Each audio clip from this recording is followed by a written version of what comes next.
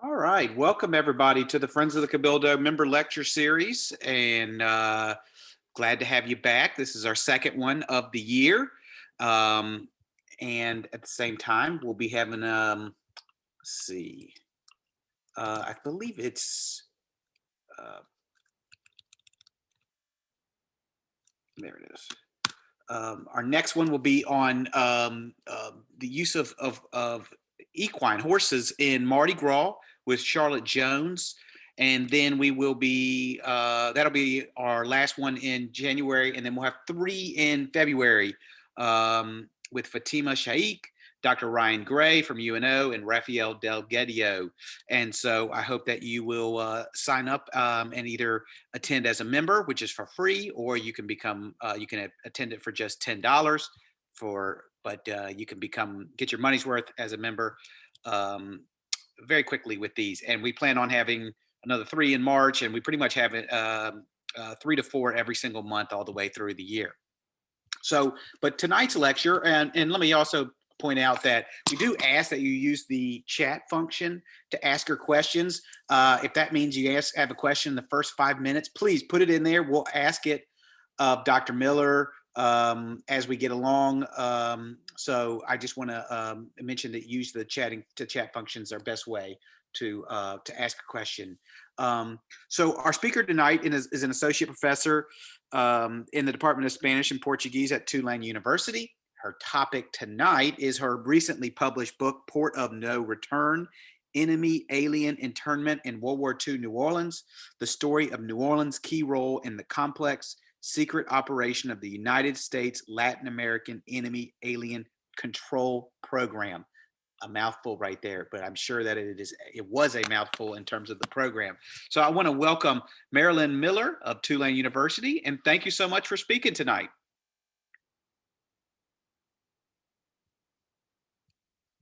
Well, there we go. Sorry about that. Okay. Couldn't find the unmute. Evening, folks. Thank you, Jason. Thank you for this invitation. And I see a few friendly faces, friendly names on the list of folks who are here. So glad to be here tonight, and in more detail in my book, which you have the cover of there, Port of No Return: Enemy Alien Internment in World War II New Orleans, published this past spring by Louisiana State University Press.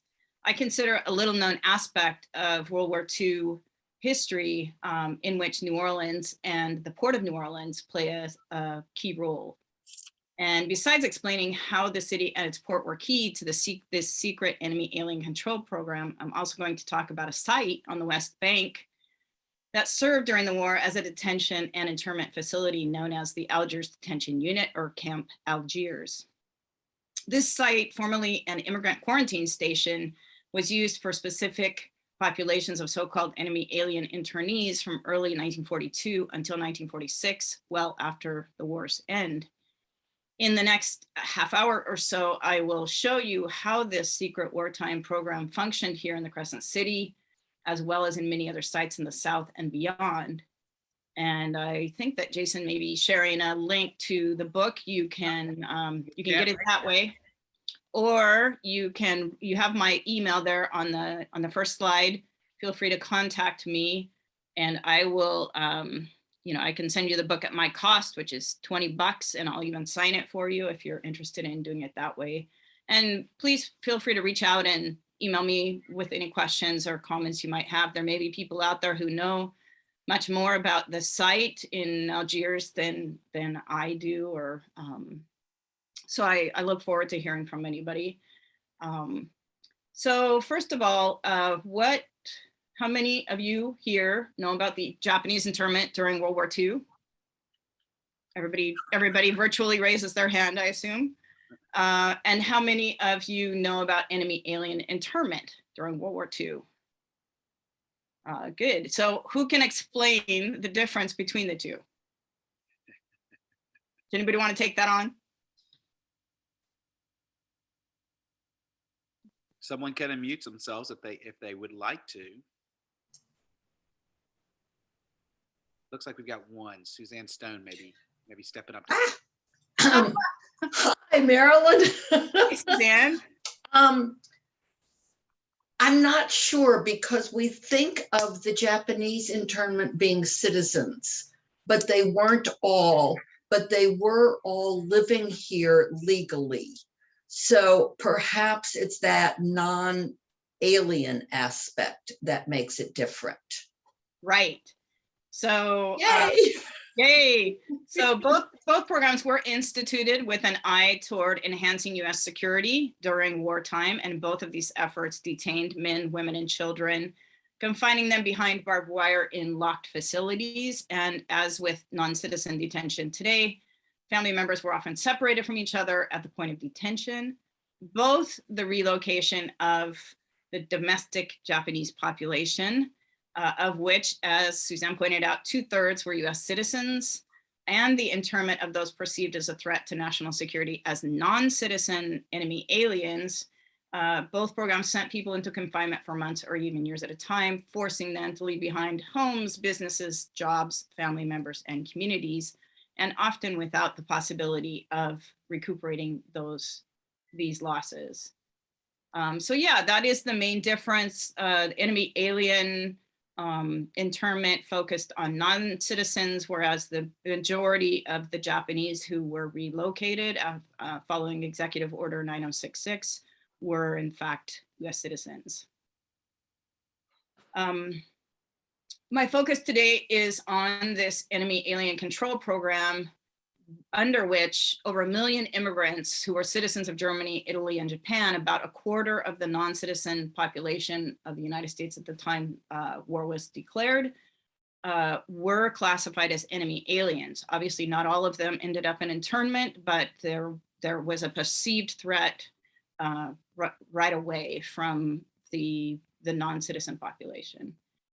And as we can see in these images, let's see. Notices and protocols prohibiting enemy alien movement and other activities were directed at Japanese, German, and Italian populations simultaneously. Their fate in internment was a little bit different, depending on whether they were Germans, Italians, or Japanese. And in any case, the entire population of the United States, as you can see here, was encouraged to not speak these enemy languages and to speak American, whatever language that is. So while the internment or relocation of 100,000 Japanese and Japanese Americans is quite well known, there is much less awareness that throughout the period of its participation in World War II and as late as 1949, the US government also operated a nationwide penal complex designed to hold dangerous enemy aliens who were neither criminal nor of Japanese ancestry. Historian Stephen Fox found that the government still refused to acknowledge the existence of this program 6 years later and wagered the story of its operation would have remained hidden indefinitely were it not for personal accounts and the Freedom of Information Act. So given the 8 decades that have elapsed since the program was implemented, I should say that the closest I myself could get to personal accounts was to the children of those interned. There was one woman I was in touch with who was a baby who was interned at Camp Algiers and 1 year old, but who's still alive. But other than that, it's obviously very hard to talk to anybody who experienced this. Today, we know that the network of facilities that housed enemy alien detainees during World War II crisscrossed the United States from Honolulu to Ellis Island and from North Dakota to southernmost states like Texas and Louisiana. The government supplies a figure of about 30,000 for the overall number of enemy alien internees held in the United States. Whatever the exact figure, perhaps it's impossible for us to know, the scale of the internment of non-citizens apprehended as enemy aliens was nonetheless far less than the more than 100,000 relocated Japanese. So one might be tempted to argue then that this story is also less important. And I have no desire to diminish the importance of the Japanese relocation program. I do hope to convince you all that the World War II enemy alien control program should also matter to us, especially here in New Orleans. on the November 16th, on November 9th, 2016, I stood with radio producer Elaine Kaplan-Levinson just outside the locked security gates of the Border Patrol station at 3819 Patterson Road in the Algiers neighborhood along the west bank of the Mississippi. After learning of the station's history as an immigration quarantine station built in the 1930s, the era when this photo was taken, and its later use as an enemy alien detention camp administered by the Immigration and Naturalization Service during World War II, I had contacted Kaplan-Levinson about producing a story for Tripod, New Orleans at 300. You may recall that Tripod was a weekly podcast on public radio affiliate WWNO that offered a fresh look at New Orleans history in the lead up to the city's tricentennial in 2018. Each segment was designed to, quote, focus on forgotten, neglected, or surprising pieces of the city's past and to enrich understanding of its present and future. So when I met with the Tripod producer at the Algiers site, I had already started a bibliography and had with me copies of articles from the local press that referred to the detention station's use as an internment camp in the 1940s, one of which, a March 1946 article from the Times-Picayune, even featured a photo taken soon after the camp's decommissioning in 1946. And that's this photo here that ran in the Times-Picayune, March 30th or March 31st, 1946. You can see that here at this gate is the same view as here, where there was this little gate house in the 40s, but it's the same site. This photo confirmed we were in fact at the same site and could view the facility from the same vantage point on the Mississippi River levee as a news photographer had 70 years earlier. Later on, I'm going to come back to this photo and to its provocative headline there underneath, or the caption underneath. Close pal of Hitler held in Algiers detention unit. So when Kaplan-Levinson and I, and maybe those of you who heard the Tripod episode, there were two episodes actually, but the Tripod episode, the first one, we show up at the gate and the audio of that episode begins with us announcing why we're there and that we want to be admitted so that we can, investigate the use of this facility in the 1940s as a enemy alien detention unit. And it's kind of funny. It was great radio because when we say that, when I announce, hi, I'm Marilyn Miller, and we want to be admitted to, study this history, there's a long pause. And finally the guy says, okay, let me talk to somebody. So it was, it worked better on radio than it does in print, but it gave us, obviously we knew that we had a story that was not very familiar even to the people still working in this facility years later. At the time when we were there in 2016, it was a Border Patrol station tasked with maintaining security along the Mississippi River, which the government considers a domestic border, given its access to the Gulf of Mexico and international waters. And the officers or the Border Patrol personnel working there at the time claimed to have never heard such a story, never heard of such a tale. This had been used as a detention site in World War II. And I knew that this history was real, obviously from news stories like this one, but also because I had found references to it in some of my sources, including two really important sources. On the left there, you have this book by Max Paul Friedman called Nazis and Good Neighbors, which is sort of the macro history of the enemy alien control programs operations in Latin America. His focus is the Germans, but it's really, they were the biggest segment of the enemy alien population that was apprehended in Latin America. And it's a really wonderful study. He went to archives in 8 or 9 countries to do his research. And then on the right is sort of the micro history of this professor named Harvey Strum, who found a particular niche topic within this bigger story, which was that of Jewish internees in particular being interned in camps in the American South as part of the enemy alien control program. So with this information, we did the radio story. Kathleen Levinson did her 2 back-to-back episodes for Tripod, and I ended up writing the book. And the first question we grappled with as we each worked on our respective projects was why the Algiers facility and its history as a World War II internment camp could remain hidden in plain sight for so long, even from the government employees working on the very grounds. And so there are a couple of reasons for that. Obviously, the preponderance of research on World War II internment is of the Japanese, and the numbers were larger. And then, of course, this was a secret program. It was the U.S. needed to protect its domestic population, and it came to believe that to do this, it must identify and detain non-citizens who might be dangerous enemy aliens. And in its initial phase, the enemy alien control program only prompted the detentions of Germans, Italians, and Japanese citizens within the borders of the United States. But the program was later expanded to include some 15 countries in Latin America that it feared could also be staging grounds for the expansion of Nazi ideology, fascist ideology. And here, as you might have suspected, is where New Orleans would be key, that is, in relation to this expansion of the program into Latin America.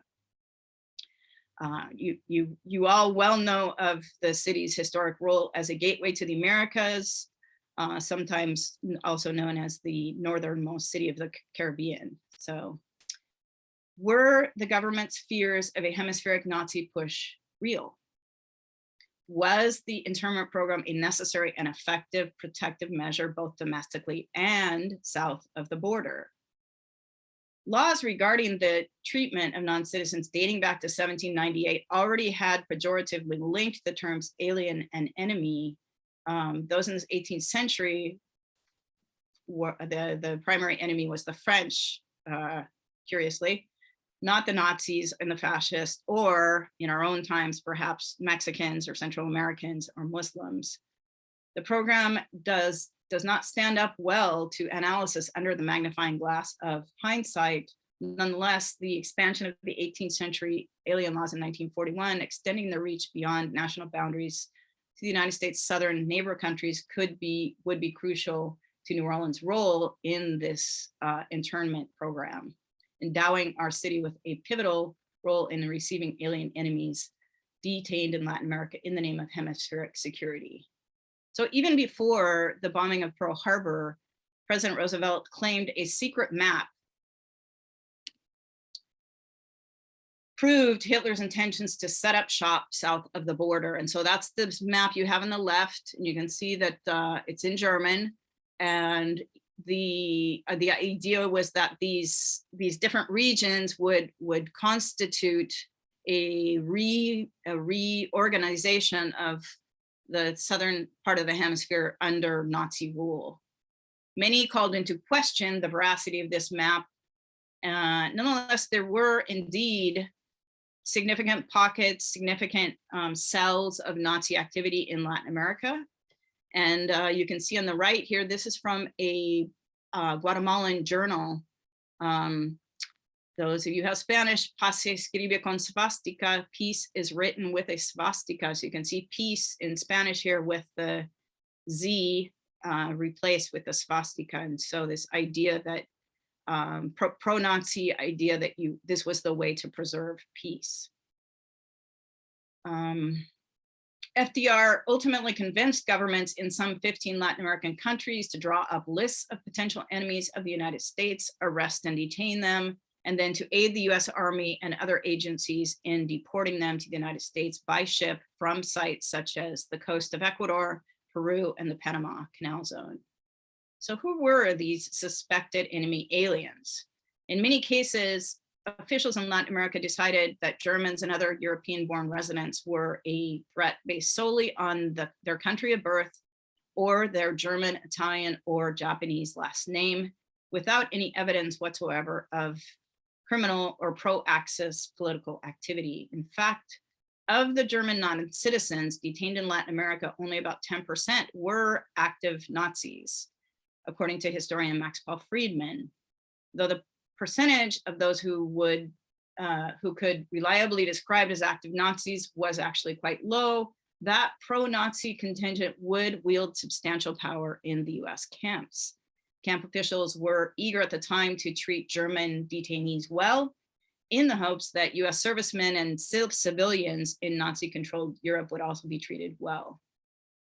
We can only imagine the surprise of the small group of Jewish refugees originally from Germany, Austria, and other countries under Axis control, who suddenly found themselves interned alongside these pro-Nazi internees who espoused the same ideas and policies that had forced their flight from Europe to Latin America, many as a refuge of last resort, finding in Latin America a refuge of last resort, countries like Panama or the Dominican Republic, when the US refused and other countries refused them entry. So New Orleans was the primary point of delivery for the ships bringing enemy aliens and their family members from ports in Peru, Ecuador, Belize, Panama, and other countries to the US. And for example, we can see in this photo, which is from the Associated Press, April 1942. I think the list of who's here on the right might blot out the caption, but it indicates that enemy aliens are boarding an unnamed ship in the Canal Zone. It speaks of their imminent journey to the US and also indicates that the movements have to be very secret. And so who are these people boarding this gangplank with their belongings? It looks like some of them are older men. They're clearly civilians, whereas the men at the end of the gangplank watching them board are young military police.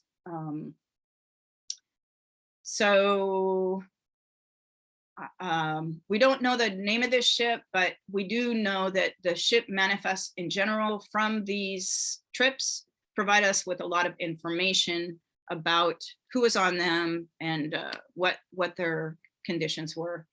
As you can see here, family name, given name, sex, calling or occupation, etc., all across the top, nationality, race or people, the country in which they were born, etc. And this is really interesting because, as you can see, some people are German all the way across, and some people are German of German nationality, but of Jewish race or people. And this is not the case on all these ship manifests, but it does show that in at least some cases, the US was aware that it was, in fact, detaining Jewish people as dangerous, potentially dangerous enemy aliens alongside other pro-Nazi, pro-fascist internees. On this second page of this, we can see this is the second page of that same manifest. We can see here that here are like some, a wife, a father, another wife, and these are family members who accompanied the internees, the named enemy aliens, what they called voluntary internment. What that meant was that if they felt that it was more advantageous to stay with the person in the case of the head of household leaving them bereft of income or protection, some would agree then to accompany their loved one into internment. And here it says interned, the idea being that interned for the duration meant they were going to be an internment until whenever the war ended. So there was no real sense when they arrived in the port of New Orleans, how long this would last, how long this would go on.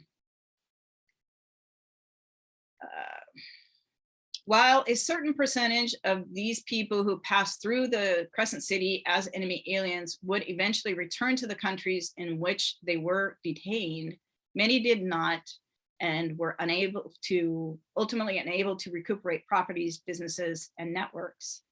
If we take into account the true consequences of what it meant to arrive in New Orleans as an enemy alien from Latin America aboard one of these ships, excuse me, I believe that our famed port represents then a port of no return in the context of the enemy alien control program, a voyage that once made could not be traveled in reverse except by a person indelibly changed by his or her experience. So in general, the folks that arrived on these ships did not proceed to Camp Algiers, our own backyard detention camp. Rather, they were entrained to camps elsewhere in the South. Especially, there were big camps in places like Crystal City, Texas, other areas in Texas, Tennessee, Oklahoma, etc. It was in New Orleans, however, that some of these people, at least, we think near Poland Avenue, perhaps at the Poland Avenue wharf, where incoming passengers and their luggage were sometimes sprayed with insecticide. Some of those arriving were forced to undress and enter a shower area. All of these measures eerily reminiscent in hindsight of what was happening in the Nazi death camps. Another disturbing aspect of the Latin American component of the internment program was that those named as enemy aliens were generally denied any explanation for their apprehension, deportation, or internment. In fact, upon their arrival in the US, this was the case only with the enemy aliens apprehended in Latin America. The port and INS officials illegally stripped them of their documentation so as to then charge them with illegal entry, justifying their detention. So I want to stop and just see if there's any questions before I continue. I think I'm about halfway through. I don't have any questions right now unless somebody has one in the audience. All right, I think carry on. All right, so I'm going to talk a little bit about what life was like in these camps. Some of these camps were obviously better than others, and a large camp like Crystal City, Texas, was even the subject of a 1945 film, assuring viewers of the decent and humane treatment that internees were receiving in these camps. And to give you an idea, here's the scale of this. Here's a photo of it on the right. There was a high school at the Crystal City camp. The Crystal City camp was a family internment camp. So it worked very hard to have family activities, and I think there was a swimming pool there for a while. And as you can see in the plaque on the left, erected by the state of Texas, it recognizes that the Japanese were moved away from the West Coast. A lesser known aspect was the internment camp system operated by the Immigration and Naturalization Service. So Crystal City is really the sort of Cadillac or Hilton of internment camps, and had a lot of resources.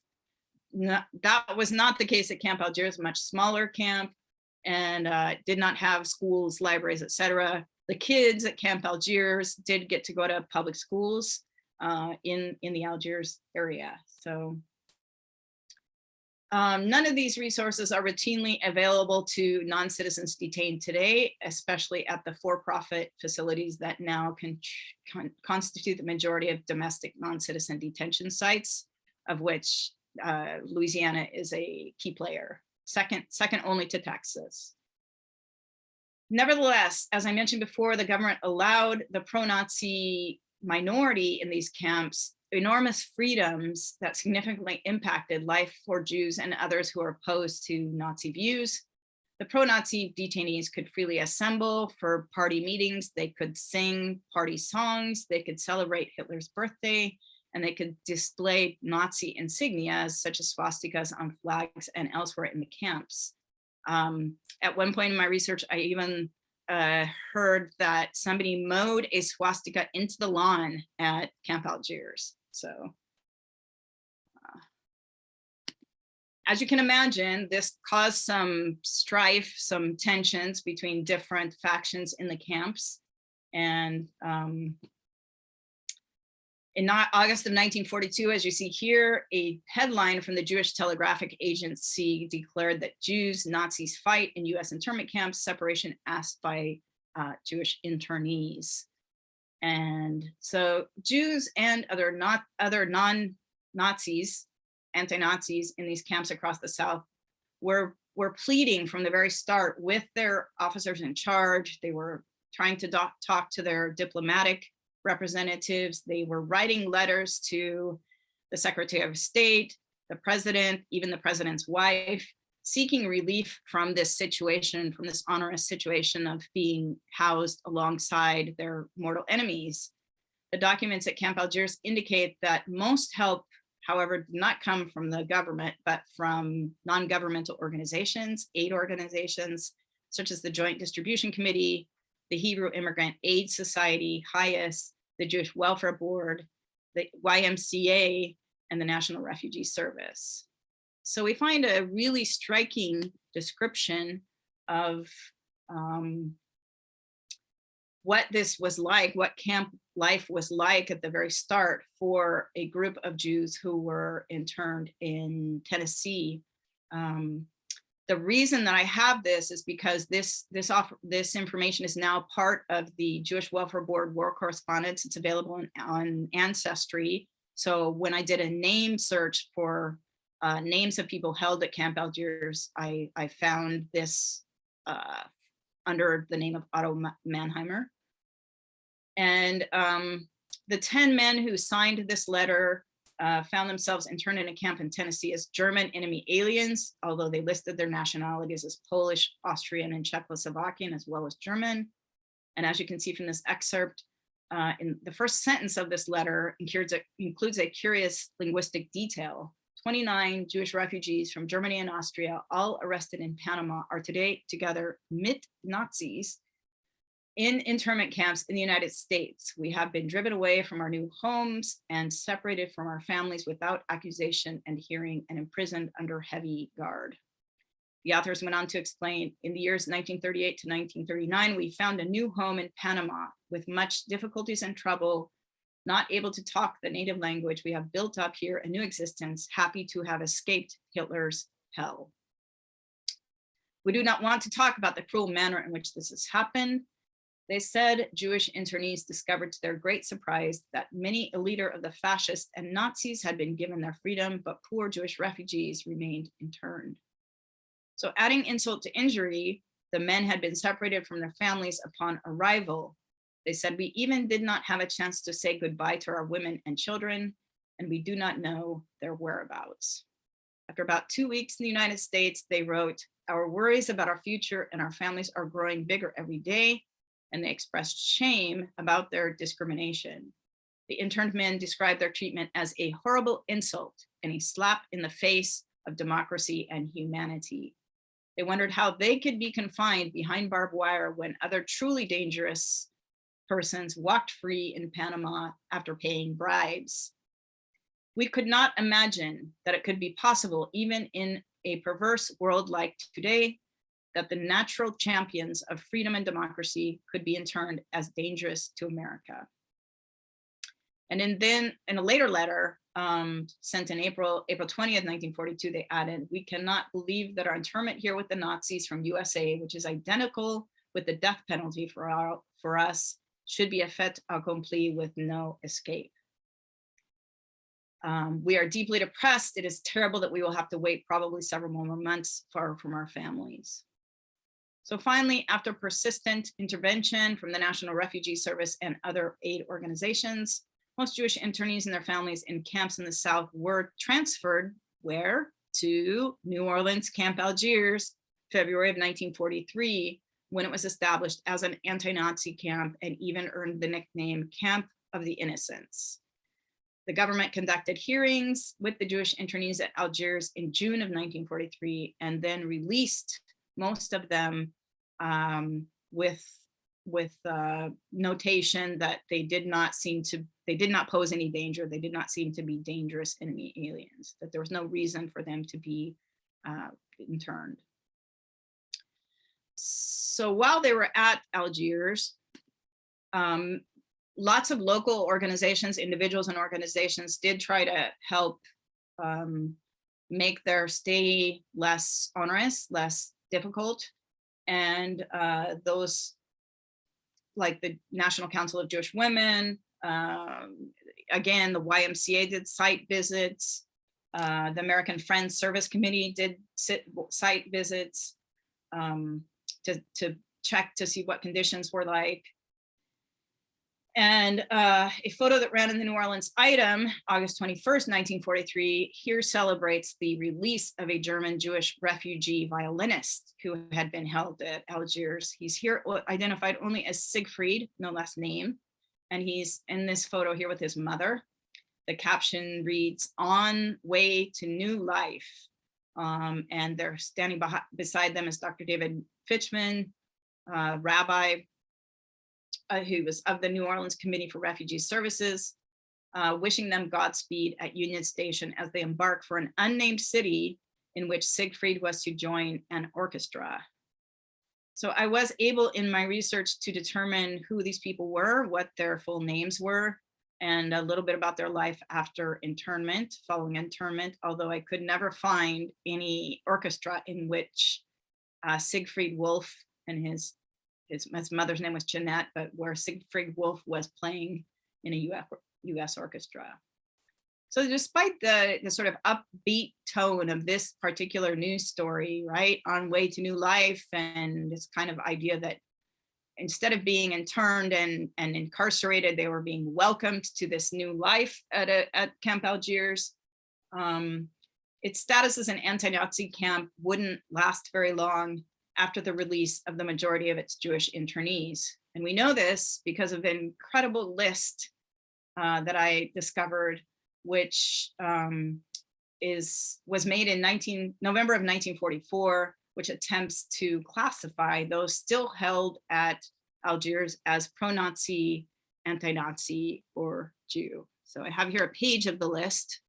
You can see here it says Germans detained, Germans interned. It has categories across the top which say pro-Nazi, anti-Nazi, and Jew. Those are the three possible categories. And here is a list of some of the names of those who were held at Algiers. And if you remember at the beginning of the talk, the photo from the Times-Picayune from the 1946 article that says close pal of Hitler, right? Pal of Hitler held at Algiers unit. His name is actually on this list. This is Kurt George Luedecke right here, close to the bottom. And under the category, he is listed as an anti-Nazi, though with a question mark by his name. So, so the person that was identified in the Times-Picayune story later, this is about 2 years later, right? That story after Camp Algiers was decommissioned. This particular person was a thorn in the side of the folks at Camp Algiers, the good people trying to run Camp Algiers. And the government itself couldn't figure out, what this person's real loyalties, what his real loyalties were. He had been in Hitler's inner circle. In 1937, he had published a book titled "I Knew Hitler." You can still get a hold of that book. He had represented the Nazi Party in the United States. And how does he appear here in this November 1944 list of those at Camp Algiers? As an anti-Nazi, though with a question mark. So this document, for me at least, really epitomizes the fundamental shortcomings and ambiguities of the enemy alien control program as a whole. Not only did the government fail to distinguish between pro-Nazi and Jewish refugees, insisting on housing them together, but it found it difficult to determine internees' true political views once it tried to make those distinctions. This is November 1944 is obviously you know, almost 3 years into the war, and they still can't decide who's who and who's on what side. From 1944 on, Camp Algiers continued to function with a mixed population of pro-Nazi, anti-Nazi, and Jewish internees throughout the remainder of the war and even after it ended. In a September 1945 story in the Times-Picayune,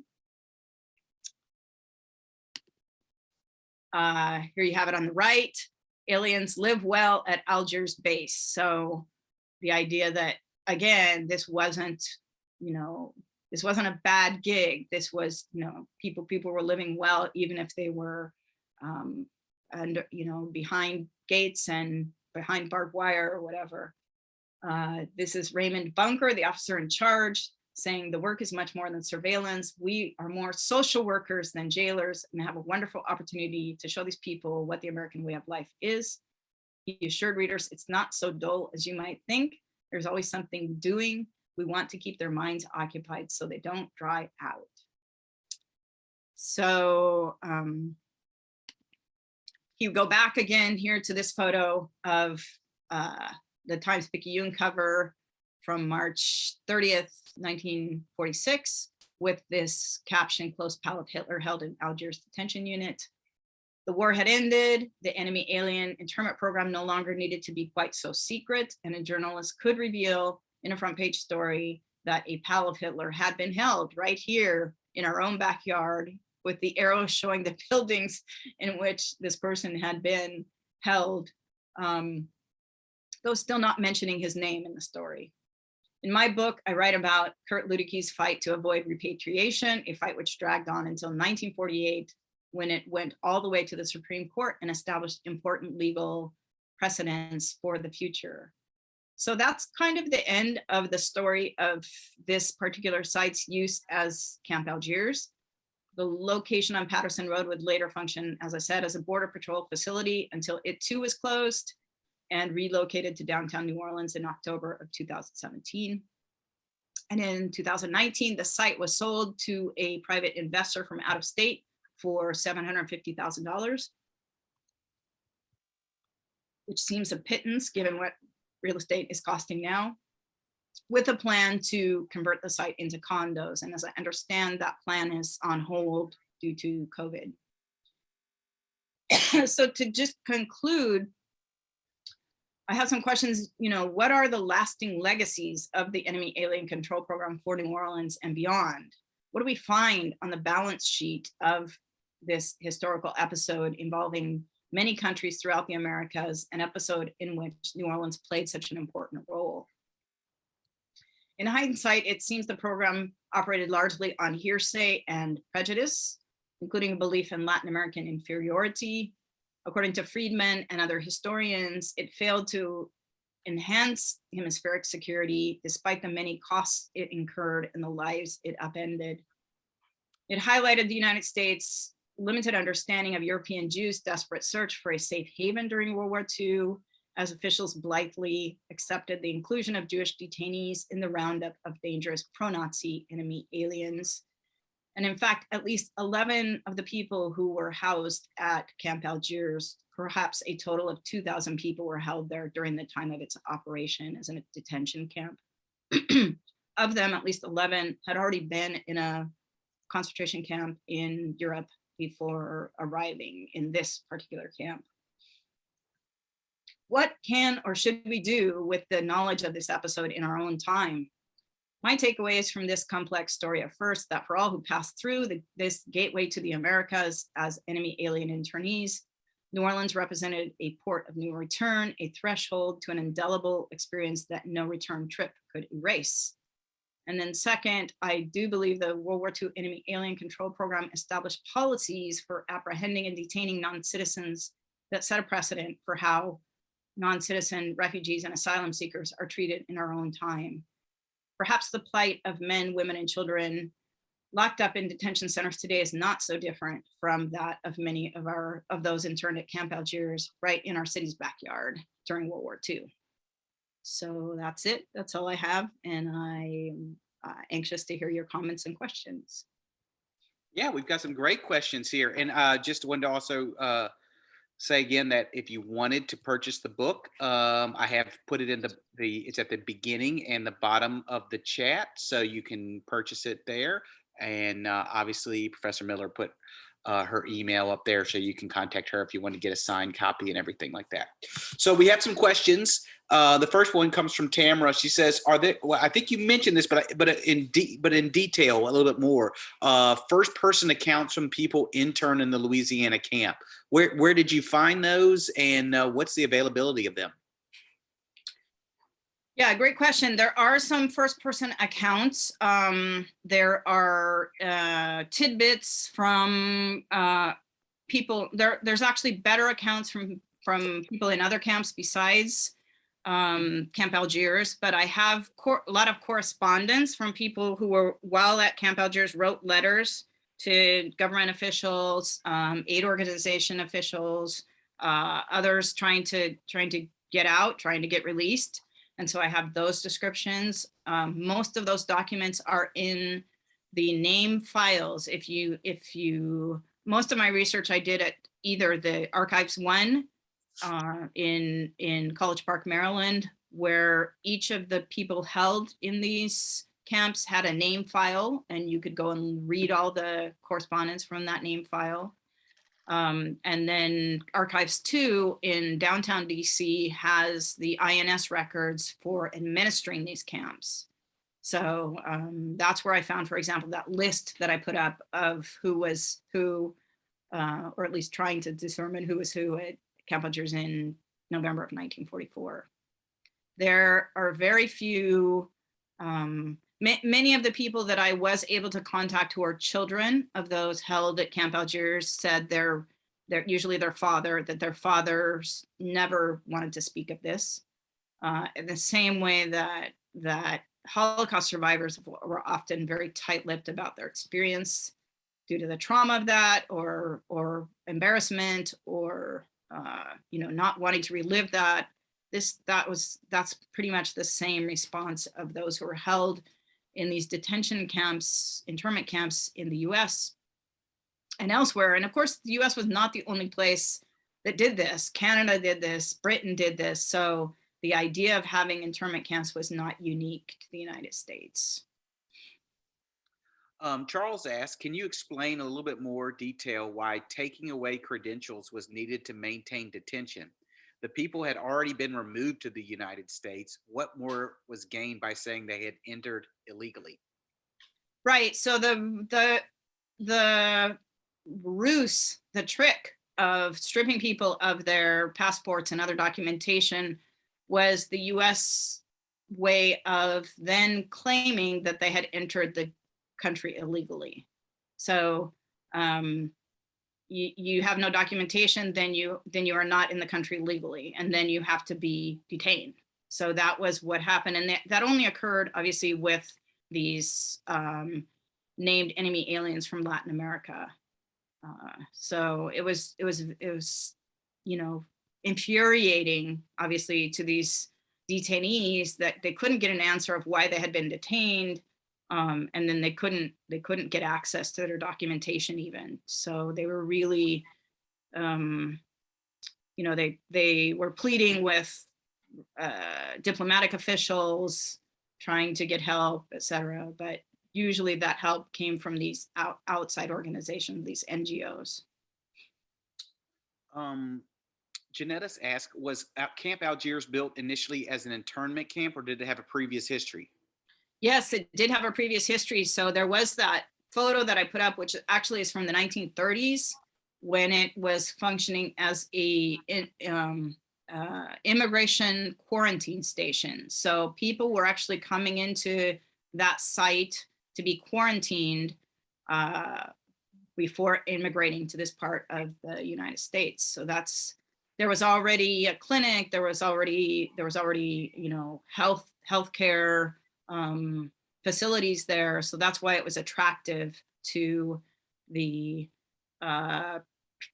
those who are thinking about where they're going to put sites for incoming enemy aliens. It's interesting that both New Orleans and Baltimore were the two sites that the government targeted to be sort of processing sites for all these enemy aliens who were they could see even before the U.S. declared its role in World War II that they were going to need that.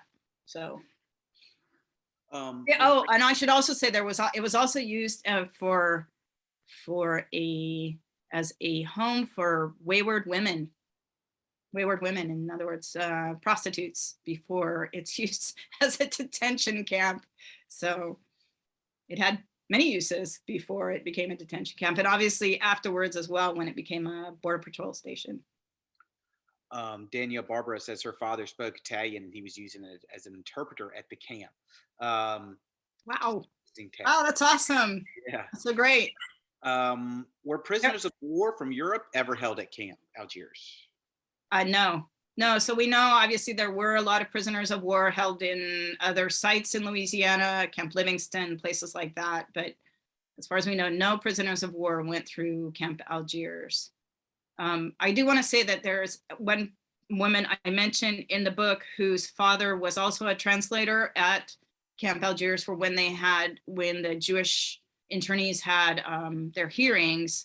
He has a Polish last name that she has Americanized to be Klisch, and she didn't know her whole life that she knew he had been in a camp, but she did not know that he had served as the interpreter for the Poles, Germans, Czechoslovakians, etc., who the government was providing hearings to. So I'm glad to see that somebody was helping on the Italian side as well. Got two more questions. The first is Jean Bear says, why or how do you think Jews got swept up in the group that was removed from Latin America? Did whomever rounded up people simply round up all Germans and Italians regardless of ethnicity? Yeah, I think that is part of the question, or part of the answer, or at least one possible answer. The government officials in these countries that cooperated with the U.S., they sort of saw this as like a bounty hunter opportunity, where the more people they could round up for the U.S., the more points they could get, or the more support they could get, or whatever from the U.S. So it behooved them to draw up lists with as many people as possible. And that's why anybody who was of German birth or Austrian birth or Polish birth or Japanese or Italian could be rounded up. But there were also other more nefarious reasons, such as confiscating people's properties, confiscating their businesses. And in the case of the Jewish population, anti-Semitism itself, many of these governments were rabidly anti-Semitic at the time. And so this was a way to get rid of people they did not want to be in their countries. So I think this is a great last question. Tamara Carboni asks, were there any reparations made to people found to be non-threatening and released? That is a great question. So at the end of the book, I do talk a lot about what happened with reparations for Japanese, the relocated Japanese under Executive Order 9066. And that's a long, very long, prolonged fight to get reparations. And most of the Japanese who were relocated have received some minor reparations, but that has not been the case for this entire population, whatever their ethnic background in Latin America. Great. All right. Well, I want to thank Marilyn Miller for speaking tonight on a fascinating topic, and great questions as well from the audience. Thanks, I really folks. thank you for asking great questions like that. And we will see everybody next Tuesday night. So thank you so much, Marilyn. We really appreciate it. Great talk. Thanks, everyone. Thank you.